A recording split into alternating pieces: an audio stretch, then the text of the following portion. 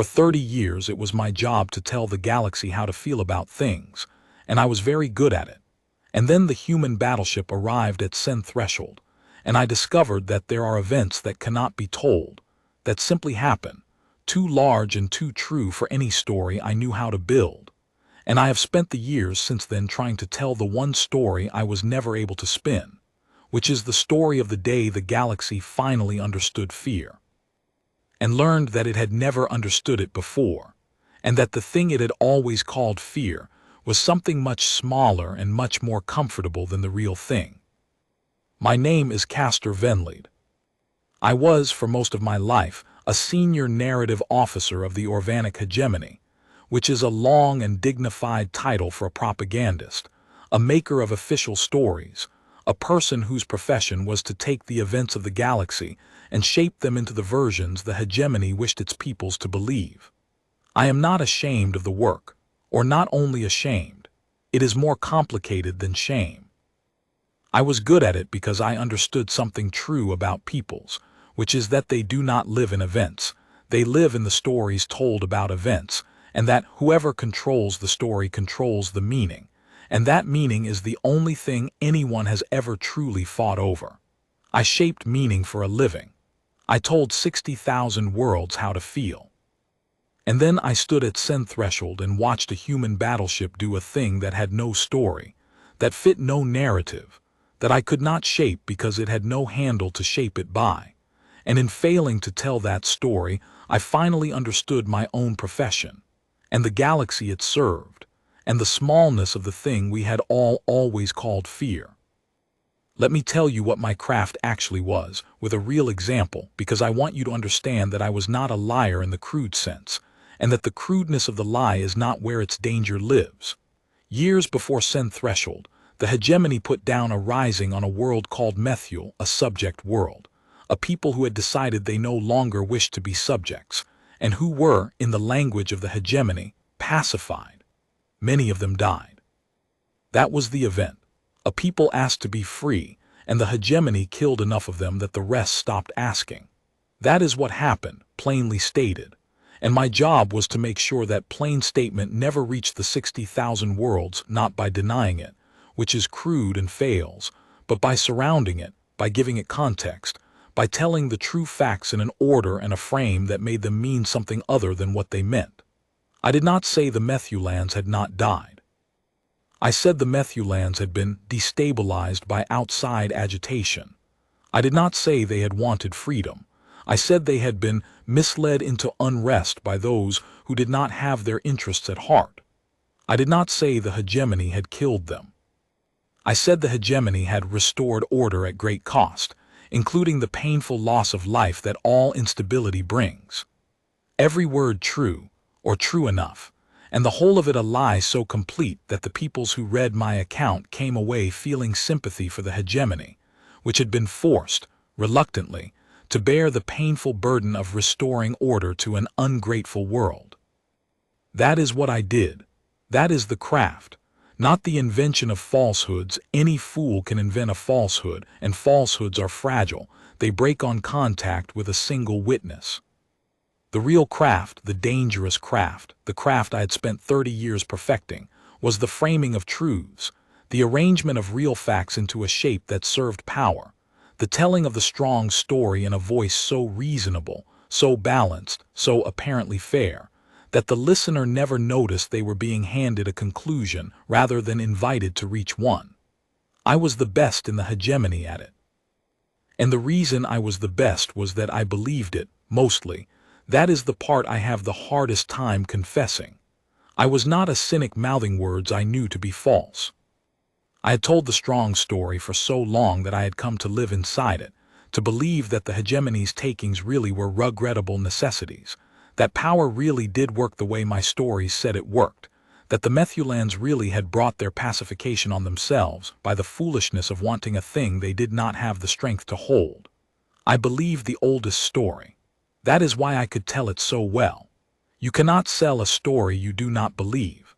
The disbelief leaks through.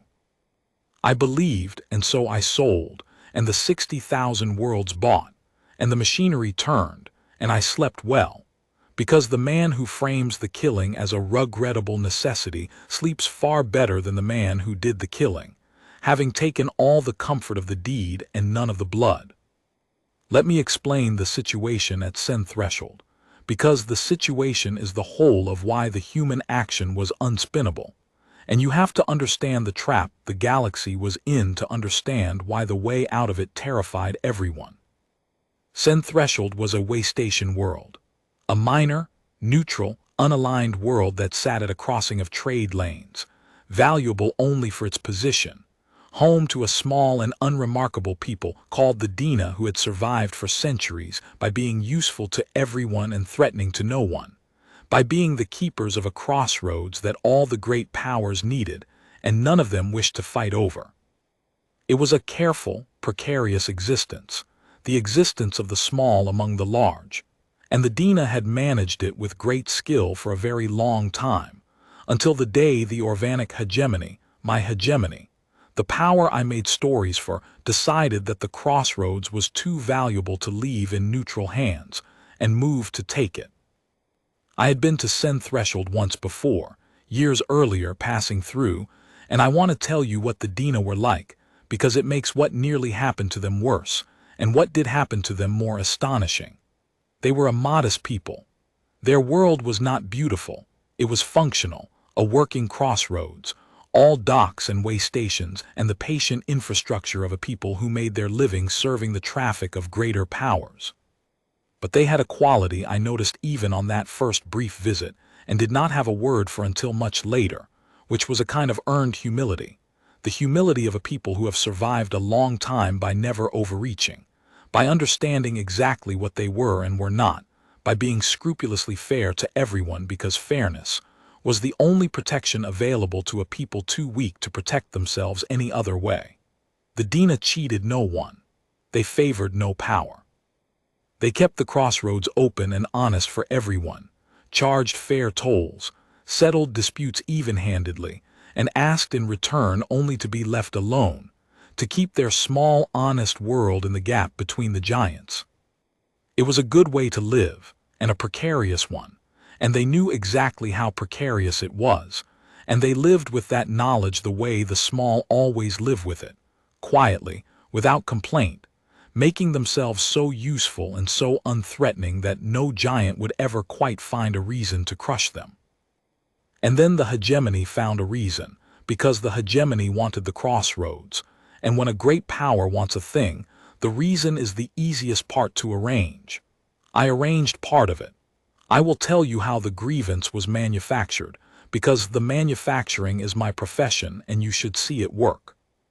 The hegemony needed a justification to move on a neutral world, because even the hegemony preferred to have a story, preferred to take with a reason rather than nakedly, because a naked taking frightens your other subjects and a justified taking reassures them. So we found an incident. There is always an incident if you look. And if there is not one you can encourage one, a dispute at the crossroads. A hegemony trader who had been, he claimed, treated unfairly by the Dina authorities. It was nothing. It was the kind of minor commercial dispute that happens 1,000 times a day at any crossroads, and the Dina had handled it exactly as even-handedly as they handled everything, which is to say they had ruled against the hegemony trader, because the hegemony trader was in the wrong. And I took that nothing, that minor fair ruling against a hegemony citizen, and I built it into a grievance. The Dina have shown a pattern of bias against hegemony interests. Hegemony citizens are no longer safe or fairly treated at Senn-Threshold. The neutrality of the crossroads has become a fiction. The hegemony has a responsibility to protect its people and its commerce, and the grievance justified the fleet, and the fleet went to take the world, all of it resting on the foundation of a single fair ruling that I had inverted into evidence of injustice. That was my contribution to the annexation of Senn-Threshold. I turned the Dina's fairness into the proof of their guilt. It was some of my best work. I want you to sit with how ugly that sentence is, because I did not feel its ugliness at the time. I felt only the craftsman's satisfaction in a difficult framing well executed. I will not pretend it was anything other than what it was. The hegemony manufactured a grievance. That was partly my work, the manufacturing, and used the grievance to justify a fleet. And the fleet came to Senn-Threshold to bring the Dina and their crossroads into the hegemony, by force if the Dina would not consent. And the Dina, being small and sensible, were going to have to consent, because the alternative was annihilation, because that is how power has always worked in the galaxy, and the Dina knew it better than anyone. Having survived so long, by understanding exactly how power works. My job at Senn-Threshold was to craft the story of the annexation, to prepare the narrative that would explain to 60,000 worlds why the hegemony's seizure of a neutral world was just, was necessary, was even in the right telling a kindness. I had the story mostly written before I arrived. These stories write themselves after 30 years. The strong take, the weak yield, and the narrative officer explains afterward why it was right. That is the oldest story in the galaxy, and I was its master. And then, on the third day of the hegemony's fleet sitting over Senn-Threshold, with the Dina's surrender all but arranged, the human battleship arrived. I remember exactly where I was. I was in my narrative center, a suite of rooms aboard the hegemony flagship, where I and my teams monitored the 60,000 worlds and prepared the stories that would shape them. And I was reviewing the final draft of the annexation narrative, the story of how the hegemony had reluctantly but justly brought order to a crossroads that had failed in its neutrality. It was good work. It was nearly ready. The Dina surrender was expected within the day, and I had the story timed to release the moment it was signed, so that the 60,000 worlds would learn of the taking and its justification in the same breath, would never have a moment to consider the taking on its own, unframed, naked. That is the trick of timing. You never let an event stand alone, you wrap it in its story before it can be seen bare. I was proud of the timing. And then one of my monitors made a sound I had never heard her make, and I looked up, and the human battleship was there on every display, and my carefully timed story was already dead, though I did not know it yet. I only knew that something had entered the situation that I had not planned for, and a narrative officer's first instinct when something unplanned enters is a small cold drop of fear, because the unplanned is the enemy of the frame. I want to tell you about its arrival, because I have described many arrivals in my career, made many fleets sound terrible or glorious as the story required, and I had never seen anything that needed no description, that described itself, that arrived already meaning more than any words I could have wrapped around it. The humans sent one ship. That was the first thing, and in my profession the first thing is always the most important thing, and the humans had clearly understood that, because they sent one ship, a single battleship, against a hegemony fleet, and the sending of one ship said something that a fleet could never have said. A fleet is a transaction.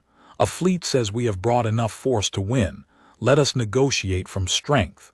One ship against a fleet says something else entirely.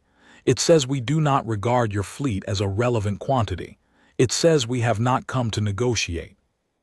It says we have brought exactly as much force as we judged the situation to require, and we judged that it required one ship asterisk, and that is a far more frightening thing to say than any fleet, because a fleet can be counted and weighed and bargained against, and a single ship that does not fear a fleet cannot be, because its confidence rests on something you cannot see and therefore cannot measure. And the ship was terrible. I will not soften this, because softening it would be its own kind of lie, and I have told enough lies. The human battleship that arrived at Senn-Threshold was the most frightening object I have ever seen, and I have seen the war fleets of a dozen powers. It was vast, and it was old, not old like a relic, old like a veteran, old like a thing that has been to many terrible places and returned from all of them.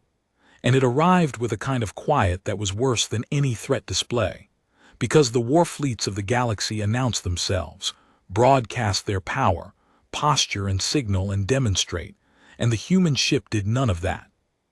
It simply arrived, and held its position over Senn-Threshold, between the Hegemony fleet and the Dina world, and said nothing, and did nothing. And the saying nothing and doing nothing was the most eloquent and terrifying thing I have ever witnessed, because it was the silence of a thing so certain of its own power that it felt no need to demonstrate it, the silence of the predator that does not need to growl. I noticed, too, and this is the narrative officer in me, who notices the small choices because the small choices are where the meaning hides. I noticed where the ship placed itself. It did not advance on the fleet, which would have been aggression. It did not hang back, which would have been hesitation. It placed itself precisely between the Hegemony fleet and the Dina world, interposed, the way a body interposes itself between a raised hand and a child. That placement was a sentence. I read it the way I read everything professionally, and the sentence it spoke was, "I am not here to attack you. I am here to stand between you and them." And that, too, was frightening, in a way I could not yet name, because the powers of the galaxy did not interpose themselves between the strong and the weak. They joined the strong, or they were the strong, or they stayed out of it, but they did not place their bodies in the gap for no profit. And a ship that placed itself in the gap was operating by a logic I did not recognize and therefore could not predict.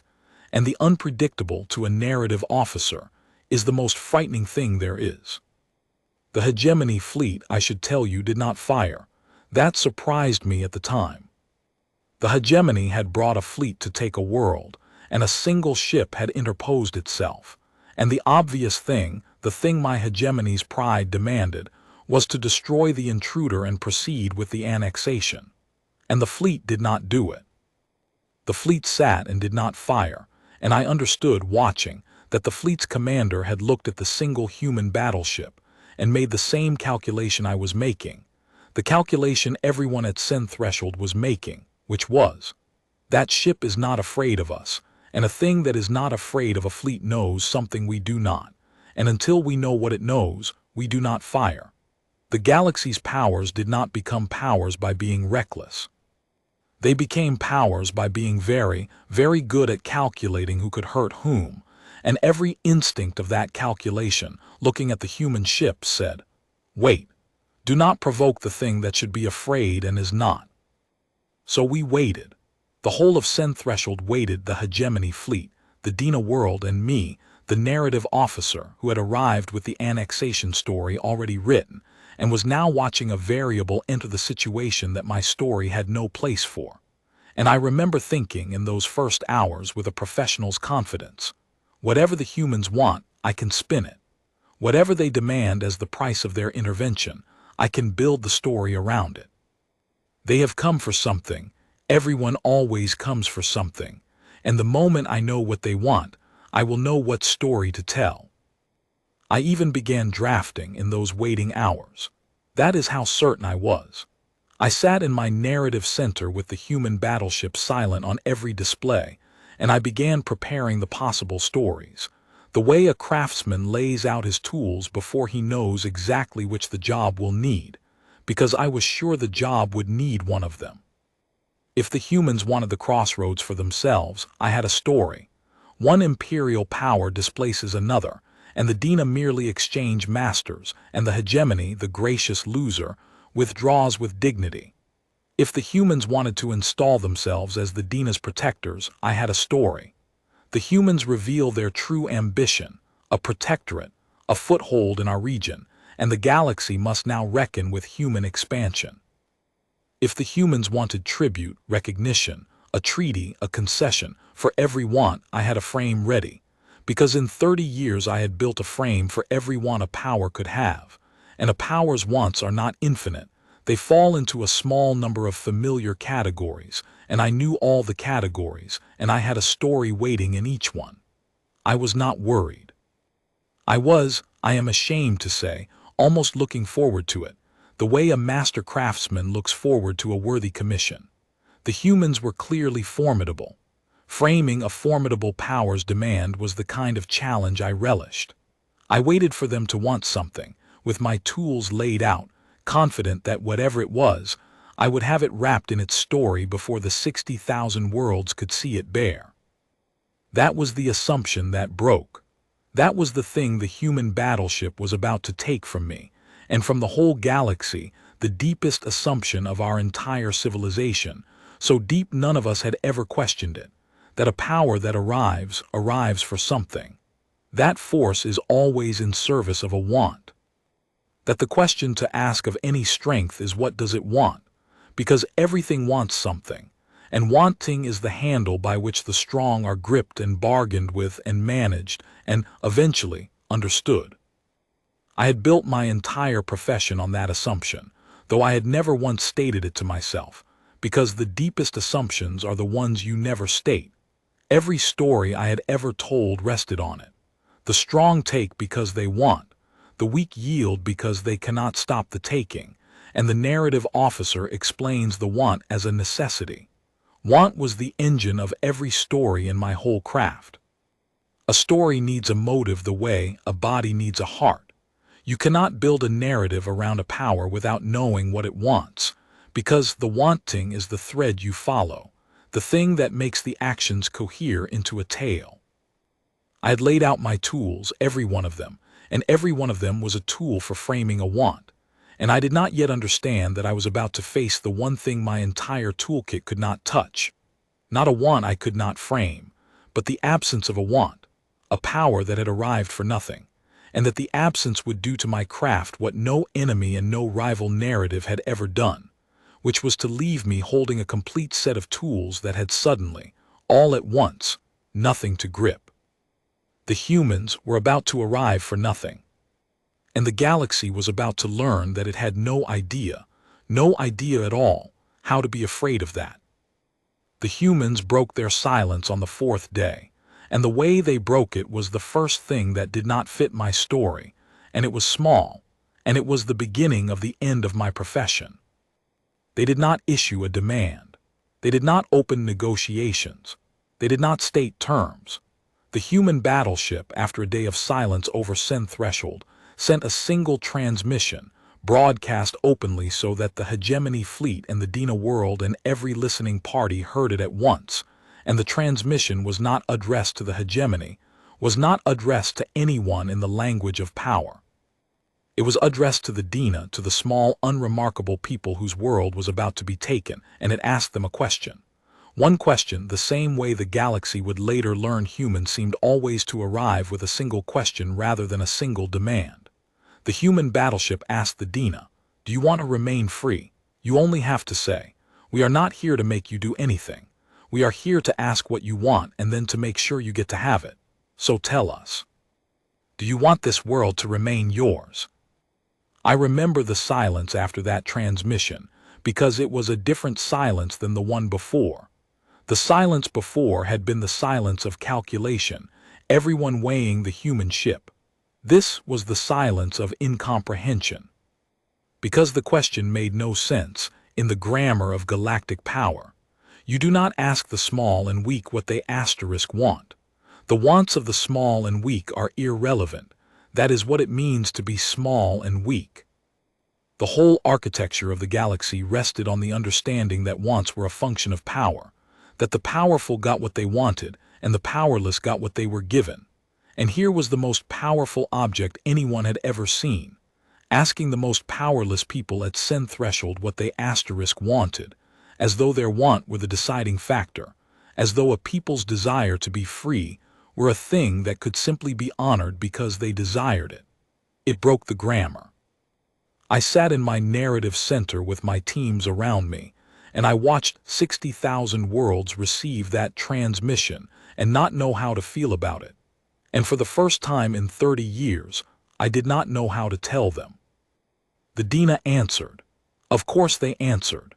A small people who had survived centuries at a crossroads by understanding power perfectly answered the way such a people answers, carefully, afraid it was a trap, afraid that to say yes, we want to be free would be to invite the annihilation that wanting the wrong thing had always invited. But they said it. Their leader, an old Dina named Suriel Max Davrath, said it, in a voice I will remember to the end of my life because it was the voice of someone saying a forbidden true thing for the first time and not knowing if it would be the last thing they ever said. Yes, we want to remain free. We have always wanted it. We never said so because saying so was death. We are saying so now because you asked, and because if we are to die for wanting it, we would rather die having finally said it out loud. Yes. We want to be free. And the human battleship said, then you will be. That's all we needed to know. And then it demonstrated. This is the part the galaxy could not look away from, the part that is in every record, the part I could not spin because it spun itself. The human battleship, having asked the Dina what they wanted and been told, turned not toward the Dina, but toward an empty region of the system, a marked dead zone the Dina used for disposal, lifeless, valueless, safe, and it fired. Once. A single demonstration of its actual capacity, aimed at nothing, at empty space, at a dead zone where it would harm no one, and the demonstration was beyond anything the hegemony fleet, beyond anything the galaxy possessed. I am not a military officer. I cannot give you the measurements. I can tell you what it meant, which is the only thing I am qualified to convey. It meant that the human battleship could have destroyed the entire hegemony fleet in the time it takes to say it, that the calculation everyone had been making, is that ship really not afraid of us, was answered completely, that the ship's confidence had not been a bluff, that it was, in fact, as far beyond the hegemony fleet as the hegemony fleet was beyond the Dina's disposal barges. The humans demonstrated in one shot into empty space that they held absolute power over the situation, that everything at Senn-Threshold was now theirs to dispose of, that they could take the crossroads, take the Dina, take the hegemony fleet, take anything they wished, and nothing in the system could prevent them. And then, having demonstrated that, having made it unmistakable that they could take everything, they took nothing. They turned back to the hegemony fleet and they sent their second and final transmission. And this is the transmission that ended my career, because I sat with it for 3 days and could not build a story around it. And a narrative officer who cannot build a story around an event is not a narrative officer anymore. The transmission said, "You saw what we can do. So understand that what happens next we are choosing, not being forced into. We could take this crossroads. It's valuable, we're aware. We could take your fleet apart and take the world and take the trade lanes and no one could stop us. And by the logic every one of you lives by, that's what we should do because we can. And because to have power and not use it is, in your galaxy, simply to be a fool who will soon be replaced by someone less foolish. We know that's how you think. We've watched you think it for a long time. So watch closely, because we're about to do the thing your entire civilization believes is impossible. We're going to leave. We're going to make sure the Dina keep their world and their freedom because they told us that's what they want. And then we're going to leave and take nothing and ask nothing. And we're not going to garrison the crossroads or extract a toll or demand the Dina's gratitude or even ask you to acknowledge what happened here. We came because a free people were about to be taken and we made sure they weren't, and that's the whole of it. There's no second act. There's no price. We don't want anything. Sit with that. We know it frightens you more than the shot did. And it did. That is the thing I have to make you understand, the thing that is the whole of this story. The shot frightened the galaxy, yes. The demonstration of power was terrifying. But the galaxy understood the shot. The shot fit the galaxy's model of the universe. Here is a power greater than ours, and we must fear it, the way we have always feared greater powers. The shot was comprehensible fear, old fear, the fear the galaxy had always known. It was the leaving that broke us. It was we don't want anything that the galaxy could not absorb, because the galaxy had no category for it, because every power in the history of the galaxy had wanted something, had used its strength to take or to rule or to extract, and the whole vast machinery of galactic civilization. The alliances, the calculations, the narrative officers like me who explain the takings afterward. The whole machinery existed to manage the wants of the powerful. And here was the most powerful thing anyone had ever seen, and it wanted nothing, and the machinery had nothing to grip. I watched the galaxy try to understand it and fail. In the days after the human battleship left Senn-Threshold, left exactly as it said it would, having secured the Dina's freedom, taking nothing, asking nothing. I watched 60,000 worlds reach for the old stories and find that none of them fit. Some said it was a trick, a long game that the humans would return for their price.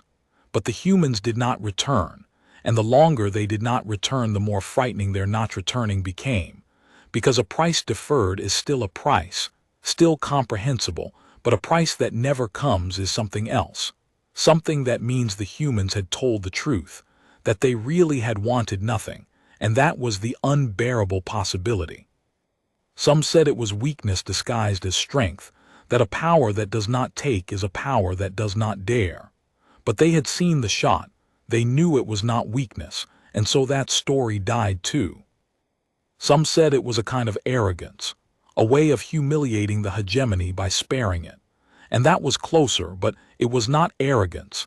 There had been no contempt in the human transmission, only a kind of patient sadness. The sadness of a people explaining a thing they had explained many times to a galaxy that kept failing to understand it. And I, Castor Venlied, senior narrative officer of the Orvanic Hegemony, master of the oldest story in the galaxy, the strong take, the weak yield, and the storyteller explains why it was right. I sat in my narrative center and understood that the human battleship had destroyed my story, not by defeating the hegemony but by declining too, by proving that the oldest story was not a law of the universe, but only a choice the galaxy had been making, over and over. For so long that it had forgotten it was a choice. The strong did not have to take. The humans had just shown that the strong could choose not to. And if the strong could choose not to take, if the oldest story was a choice and not a law, then every taking in the history of the galaxy, every annexation I had ever explained, every grievance I had ever manufactured, was not necessity but choice. And the galaxy was not a hard place where power did what power must. It was a place full of powers that had chosen, again and again, to take what they could simply because they could, and had hired people like me to call it necessity afterward. That was the fear the galaxy finally understood at Senn-Threshold, not the fear of human power, the fear of the mirror. The humans had arrived and held up, in one shot into empty space and one decision to leave, a reflection the galaxy had spent its entire history avoiding. The reflection of what it had always chosen to do with power, revealed at last as a choice, by a power that chose otherwise. I tried at first to do my job. I want to confess that because it is the least flattering part of the story and therefore the truest. When the human battleship left Senn-Threshold, my superiors in the hegemony came to me, the master storyteller, and asked me to do what I had always done, to build the narrative, to explain the event, to give 60,000 worlds a version of what had happened that served the hegemony. And I tried. For 3 days I tried to write the story of Senn-Threshold, and I reached for every tool of my 30-year craft, and none of them worked, and I will tell you why each one failed, because the failures are a kind of map of what the humans had done. I tried to tell it as a human aggression. An alien warship interfered in hegemony affairs, violated our sphere, threatened our fleet. But the story would not hold, because the humans had not threatened the fleet. They had spared it, demonstrably, visibly, and you cannot make a people fear an aggressor who declined to destroy a fleet it plainly could have destroyed. The aggression story requires the aggressor to take something, and the humans had taken nothing, and 60,000 worlds had watched them take nothing. I tried to tell it as a human weakness. They postured and fled, all show and no conquest, a paper power. But the shot was in every record. The dead zone the humans had fired into was still glowing. You cannot tell a people that a power is weak when the evidence of its strength is a region of space that will not stop burning. The weakness story died on contact with the demonstration. I tried to tell it as a hegemony triumph. We faced down a superior force and preserved our fleet through wise restraint. But the Dina were free. The crossroads the hegemony had come to take was still in Dina hands, and everyone knew it, and you cannot tell a story of triumph about a campaign that ended with your objective walking away unconquered, because someone else decided it should be free. The triumph story required the hegemony to have gotten something, and the hegemony had gotten nothing but its own survival, granted to it as a gift by the power it had failed to conquer, which is the opposite of a triumph, which is in fact the most humiliating thing that can happen to a power, to be spared. And that was when I understood, sitting among the wreckage of my failed stories, what the humans had actually done and why it could not be told, and why it was the most frightening thing the galaxy had ever experienced. They had not defeated the hegemony. Defeat is a story. The galaxy has 1,000 of them, and a defeated power can always tell the story of its eventual return. The humans had done something with no story attached. They had made the hegemony irrelevant. They had arrived and demonstrated that the hegemony's entire fleet was beneath their notice, and freed the world the hegemony had come to take, and left without so much as demanding the hegemony's surrender. Because to demand surrender would have been to treat the hegemony as a relevant party, an opponent worth defeating, and the humans had declined even that dignity. They had not beaten us. They had simply set the Dina free in front of us and left, the way you might right a small wrong in passing, barely breaking stride. And the not breaking stride was the most terrible thing of all, because it told the galaxy exactly how large the humans were and how small we were, not through any boast, but through the sheer casualness of their mercy. The hegemony never recovered its authority. That is the historical fact, and I had a part in it, the strange backwards part of having failed to prevent it. Because the story of Senn-Threshold could not be controlled, it spread in its true form, and its true form was corrosive to every power in the galaxy, because every power ran on the same oldest story I had spent my life telling, and the humans had proven the oldest story false. And once a people has seen that the strong can choose not to take, they begin to ask why the strong who rule them have always chosen to take, and that question, once asked, does not stop. The Dina's freedom became a thing other small peoples pointed to. It is possible, they said. We saw it. A power chose not to take. The taking was never necessary. They told us it was necessary, and it was never necessary. And the great powers felt the ground shift, felt the narrative they all depended on begin to fail, and there was nothing they could do, because the thing that had broken it was not an argument they could counter but an event the whole galaxy had witnessed. One ship, one shot into empty space, one world left free. I left the hegemony's service. I could not continue. A narrative officer who has seen the falseness of the oldest story cannot go on telling it, and the oldest story was most of what the hegemony needed told. I left, and I spent a long time in a kind of silence, the silence of a man who has discovered that his life's work was the maintenance of a lie so large he had never been able to see it, the lie that power must be used, that the strong must take, that the takings of the mighty are the way of things rather than the choice of the mighty. I had spent 30 years explaining choices as necessities. The humans had spent one afternoon at Senn-Threshold proving they were choices, and I could not unsee it, and I could not go back to the work of hiding it. I met a human once, years later. Not a soldier from the battleship, an ordinary human, a traveler on a neutral world where I had gone to be no one. And I asked her, because I had carried the question for years, I asked her why. Why the humans did it that way. Why they had not simply taken the crossroads as any power would have. Or if they were too principled for that, why they had not at least taken the credit, demanded the galaxy's acknowledgement, used the Dina's rescue to elevate humanity's standing. Why they had done the thing with no profit in it at all, freed a people and asked for nothing, not even the story. And the human thought about it, and she gave me an answer that I have built the rest of my quiet life around. She said, because the asking for nothing was the whole point. If we'd taken the crossroads, we'd have just been another power, and the galaxy knows how to live with another power. If we'd taken the credit, we'd have been a power that wanted something, admiration, standing, gratitude, and the galaxy knows how to live with that too.